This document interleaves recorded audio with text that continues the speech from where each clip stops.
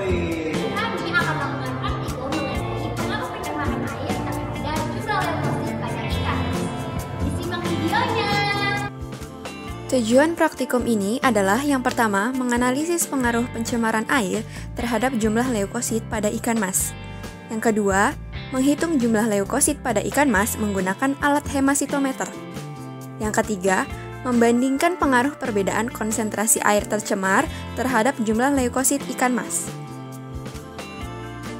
Rumusan masalah dalam praktikum ini, yang pertama, bagaimana pengaruh pencemaran air terhadap jumlah leukosit pada ikan mas? Yang kedua, bagaimana prinsip kerja hemasitometer sehingga leukosit dapat dihitung? Yang ketiga, bagaimana pengaruh perbedaan konsentrasi air tercemar terhadap jumlah leukosit pada ikan mas? Hipotesis pada praktikum ini, yang pertama, pencemaran air dapat mempengaruhi jumlah leukosit pada ikan mas sebagai bentuk sistem kekebalan tubuhnya.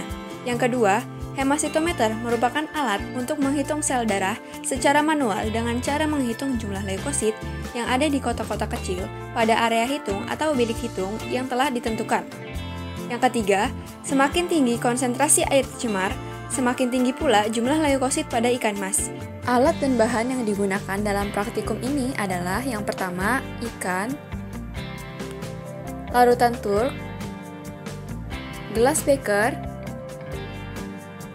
kaca objek, pipet tetes, meja preparat hemasitometer, cover glass hemasitometer, alkohol, deterjen cair, pipet toma leukosit, syringe atau alat suntik. Langkah kerja dalam praktikum ini dibagi menjadi 3 tahap. Yang pertama, tahap persiapan wadah. 1. Siapkan 3 ekor ikan mas berukuran sedang dalam keadaan sehat.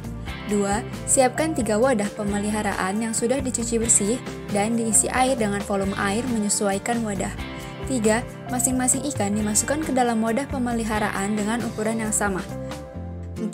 Untuk membuat air tercemar, siapkan deterjen cair dengan konsentrasi 0,5% untuk W2 dan 1% untuk W3. 5. Masukkan deterjen 0,5% ke wadah pemeliharaan kedua atau W2 dan deterjen cair 1% ke wadah pemeliharaan ketiga atau W3, sedangkan wadah pemeliharaan pertama atau W1 tidak diberi deterjen. Kemudian, ikan dibiarkan selama 3 jam untuk beradaptasi. Pengambilan darah ikan. 1. Ikan dipindahkan dari dalam wadah pemeliharaan. 2. Pengambilan darah ikan dilakukan dengan syringe atau alat suntik. 3. Pengambilan darah dilakukan di bagian kardiak punctur ikan. Diambil menggunakan syringe. 4. Darah yang berada di dalam syringe dipindahkan ke atas kaca objek dan langsung melakukan tahap ketiga. Tahap yang ketiga yaitu menghitung leukosit. Yang pertama, sterilkan semua alat dengan alkohol 70%. Kedua, darah ikan yang berada di kaca objek dihisap dengan pipet toma leukosit sampai garis tanda 0,5 pada pipet. Kemudian tambahkan larutan turk hingga sampai garis dengan tanda 11 sehingga terbentuk pengenceran 1:20. Ketiga, siapkan hemasitometer dan gelas penutup yang sudah dibersihkan. Atur posisi kaca penutup pada area utama kamar hitung. Keempat, teteskan darah yang telah diencerkan dari ujung pipet. Kemudian, sentuhkan ujung pipet di sisi kaca penutup pada permukaan kamar hitung yang ditandai, sehingga larutan mengalir ke dalam ruang hitung.